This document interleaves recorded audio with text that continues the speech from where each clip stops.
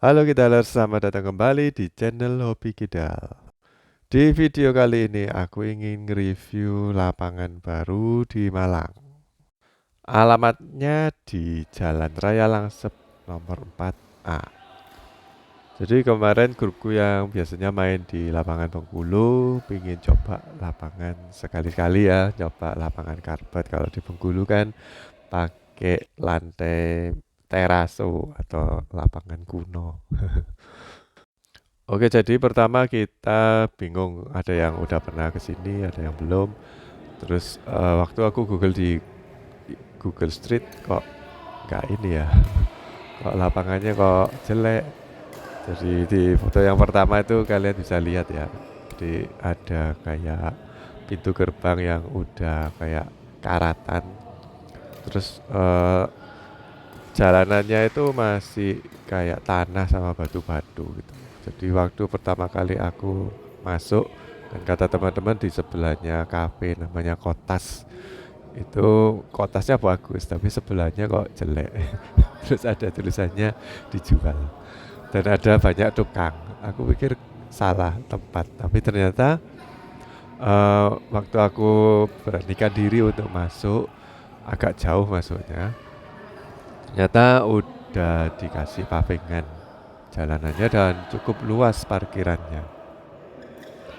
Jadi selagi kita ngelihat aku dan teman-teman main, kalian mungkin aku ceritain aja ya apa aja fasilitasnya yang ada di sini dan kondisi lapangan, terutama buat kalian yang suka ngonten atau suka bawa kamera untuk merekam kalian bermain. Jadi aku ceritain dulu yang pertama pengalamanku masuk ke sini. Waktu sebelumnya temanku udah booking itu udah dikasih kayak banyak peraturan sih. Ya peraturannya standar aja, jadi kalau pakai sepatu dari luar itu harus keset dulu. Terus kesetnya itu ya dikasih kayak bukan keset mie ya. Kan kalian tahu keset mie ya yang biasanya modelnya kayak mie instan gitu. Tapi ini kayak keset karet biasa yang ada lubang-lubangnya gitu. Terus waktu aku datang kan aku pakai sandal. Itu sama mbaknya langsung ditegur. Masuk nggak boleh pakai sandal. Tuh. Nah, terus gimana? Jadi aku nyeker. Aku lepas eh, sandalnya terus pakai sepatu di dalam. Tapi lapangannya cukup bersih kok. Jadi setiap kali ada yang habis selesai main langsung dibersihin sama petugasnya. Terus kalian lihat lantainya yang bukan hijau, yang warna biru ke ungu-unguan itu masih plesteran ya.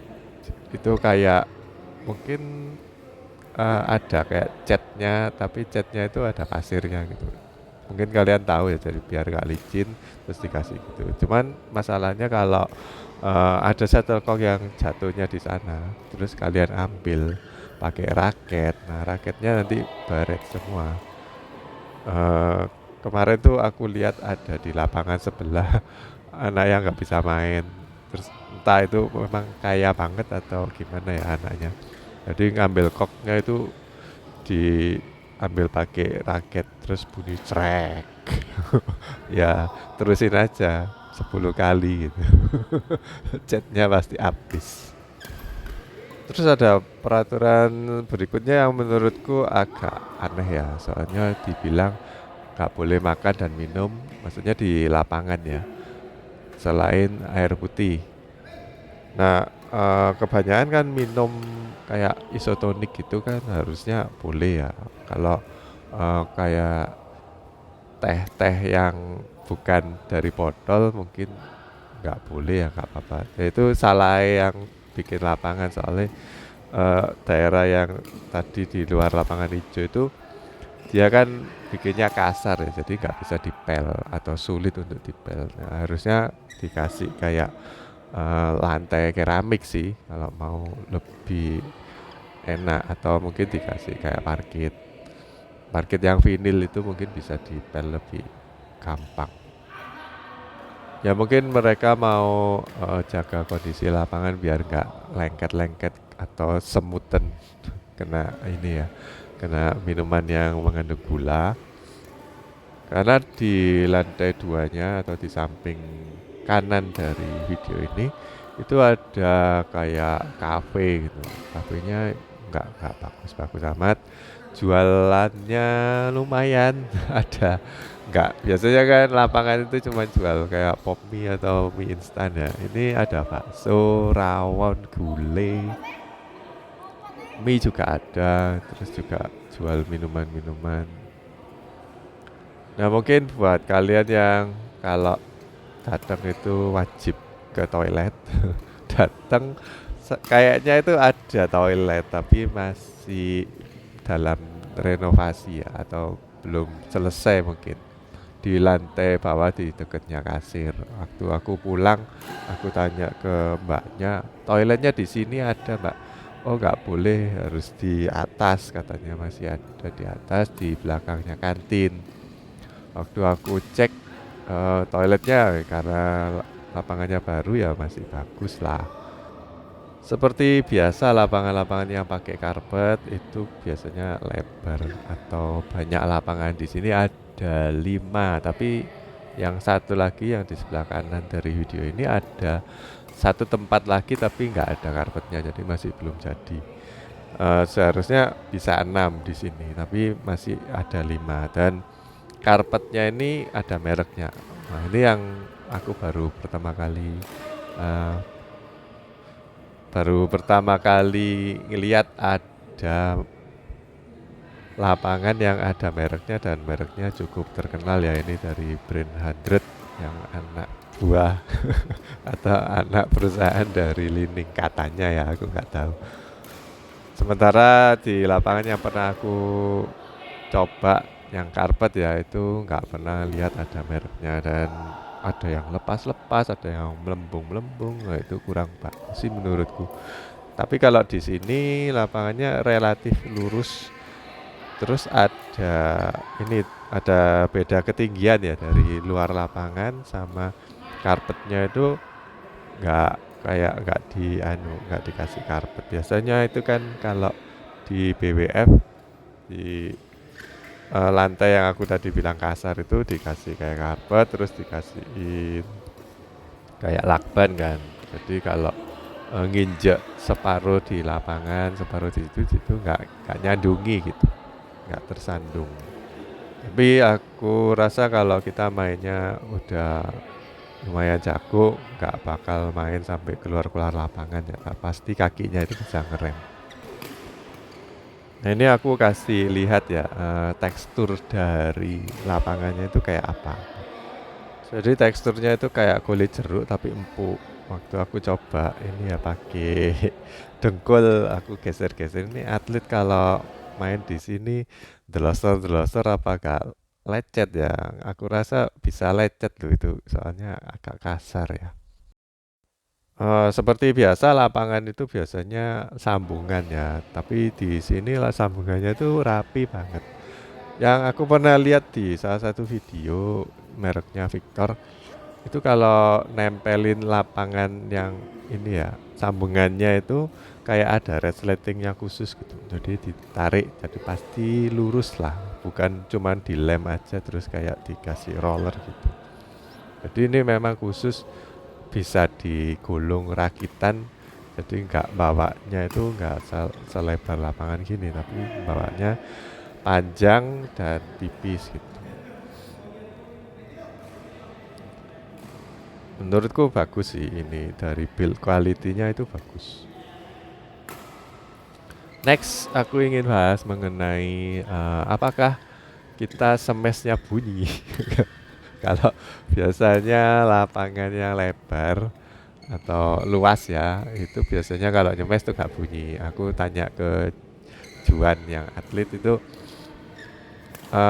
kalau lapangan yang tambah lebar biasanya memang tambah gak bunyi, jadi gak ada suaranya apa-apa. Jadi kita cuman ngandelin ya pengalaman aja, kita nyemesnya bagaimana.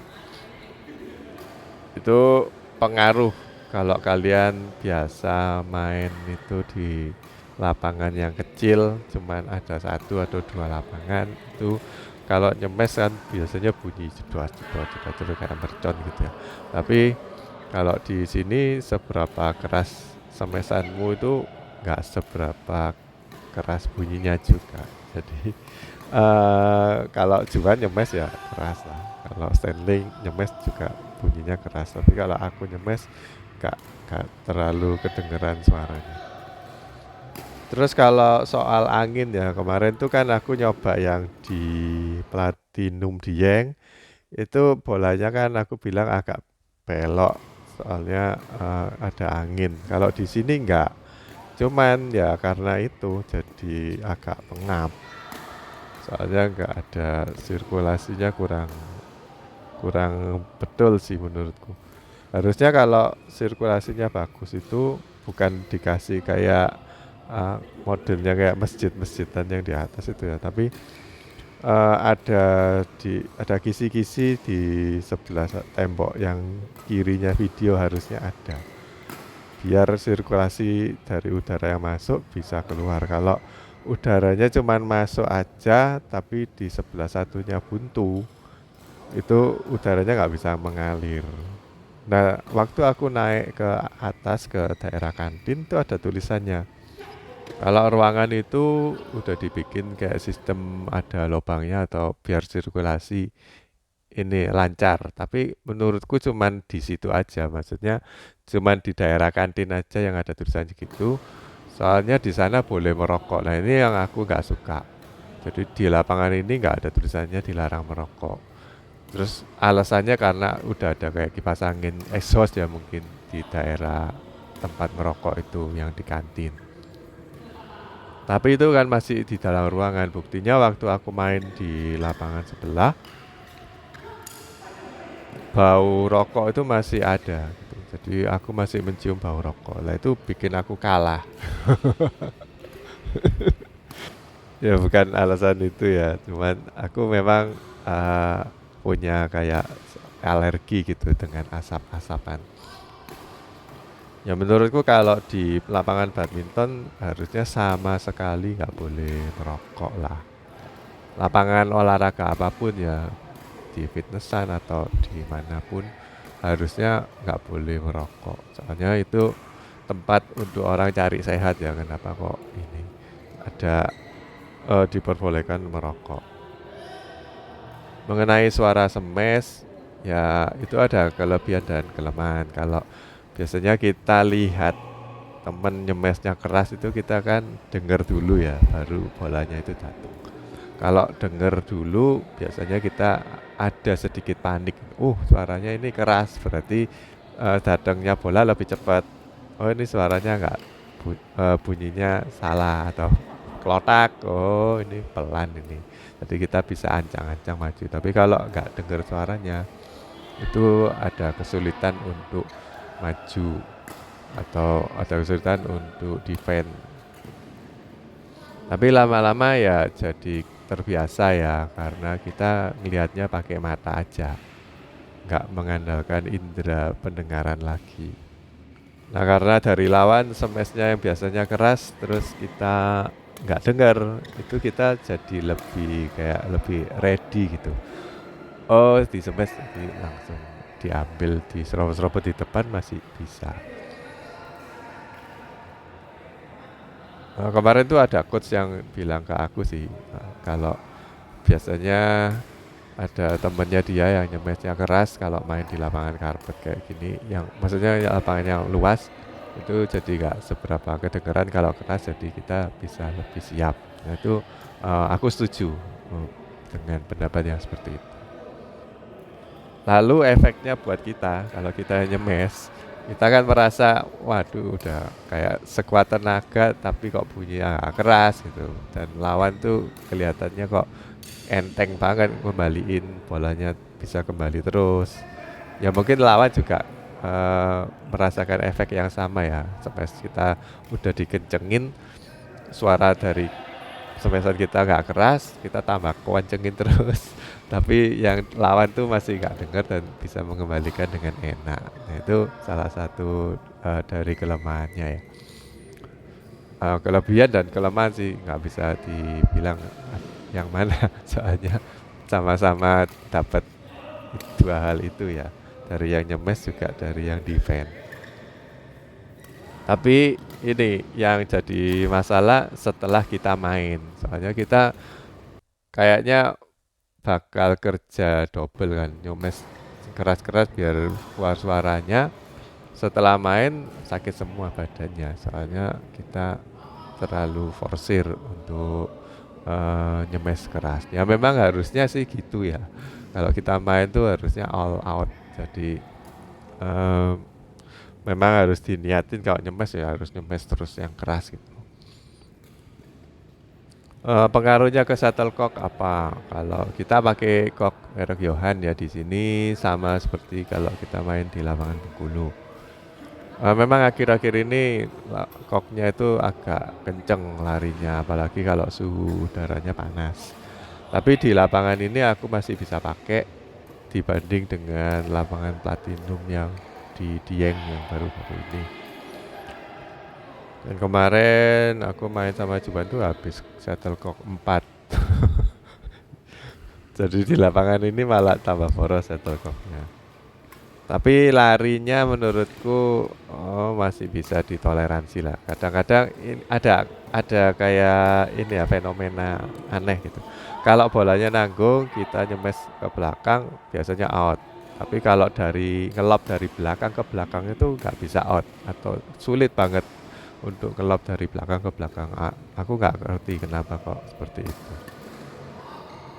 Jadi kita harus atur feeling kekuatan kita itu kayak gitu ya. Jadi kalau di belakang kita harus ngotot banget untuk mukul, tapi kalau di tengah-tengah bolanya tanggung kita harus tajam. Kalau nggak tajam nanti out. Dengan power yang sama ya. Jadi kalau di tengah kalau nggak mau out ya kita harus ngurangin power kita untuk ngemes yang di daerah belakang. Kemarin ya temanku juga merasakan hal yang sama, jadi mungkin bisa dijadikan referensi ya. Ya memang kita perlu adaptasi sih di lapangan yang kayak gini. Terus kalau soal langkah di sini kan karena karpet jadi lebih enak gitu. Maksudnya nggak licin. Cuman ada kayak beda buat mukul. Kalau kita biasanya ancang-ancang kaki yang terakhir itu agak di slide dikit kan, tapi ini langsung lengket gitu, jadi kayak orang mau jelungup atau mau jatuh, makanya harus benar-benar tepat kakinya dan mukulnya. Kalau enggak, kalau kakinya udah berhenti kan berhenti duluan ya, terus tangan kita jadi agak bingung untuk ngambilnya kan, jadi apa ya, telat ya mungkin ya, karena kakinya udah ready duluan. Tapi bisa di ini kok. Lama-lama kan bisa terbiasa, mungkin dari 5 atau 10 menit main pertama. Ya kalau mau. Tapi buat pemain-pemain yang masih otodidak atau masih pemula mungkin agak sulit ya membiasakan diri. Oke, buat yang suka ngonten atau yang suka ngerekam, itu sebenarnya mengerekam kalau kalian punya tripod terus bisa diadepin agak tilt ke bawah, itu bagus sih angle-nya yang dari atrium yang di atas itu. Jadi kalian harus naik ke lantai 2 naruh tripod di sana. Cuman masalahnya akses keluarnya itu cuman satu aja, yaitu di sebelah kanan video ini itu ada tangganya, dan tangganya itu nggak dari dalam lapangan. Jadi kalau misalkan di atas itu ada orang yang berniat jahat untuk mencuri kamera, itu kalau orangnya ngambil terus lari ya kita nggak bisa apa-apa lagi. Kalau kita main dan temen kita juga nggak ngeh kalau kita naruh kamera atau HP di situ. Ya mungkin khawatirnya di situ ya, mungkin nggak benar-benar terjadi, cuman kita khawatir aja kalau nggak ada yang jaga. Tapi harus pakai tripod yang bisa angle-nya bisa diturunin. Kalau Cuman lurus saja aku rasa nggak enak juga untuk ngambil video dari atas kalau arah kameranya nggak turun. Nah ini aku taruh di samping belakang, dan jarak dari tempat duduk ke lapangan itu nggak terlalu jauh, jadi kita agak sulit untuk ngambil angle yang pas. Ini kan aku coba di miring ya, dari diagonal, jadi bisa lihat lapangan sebelah. Di lapangan sebelah ada Willy yang ditemani oleh Juan pakai raket beban Baduy. Tapi bisa menang walaupun pakai raket beban di fur. Sebenarnya kalau raket karpet kayak gini aku jadi ini ya, takut untuk lari-lari cepet, soalnya kalau delosor nanti babras. Babras itu berarti luka-luka, soalnya lapangannya kasar sih. Oke guys, menurutku gitu aja sih review kali ini. Aku ada beberapa video lagi di lapangan ini. Mungkin kalau ada yang kurang aku akan tambahin di video lainnya ya, mengenai lapangan. Sementara itu kalau ada yang mau komen, mau nanya-nanya, nanti bisa aku jawab di video berikutnya. Silahkan like dan subscribe. Sampai jumpa di video berikutnya. Dadah. Di game ini aku awalnya menang tapi akhirnya kalah. Terus Andi habis main di sini ke kantin makan, oh ternyata lapar toh, makanya kok dari tadi gak mau lari. Oke guys, sampai jumpa lagi di video berikutnya. Dadah.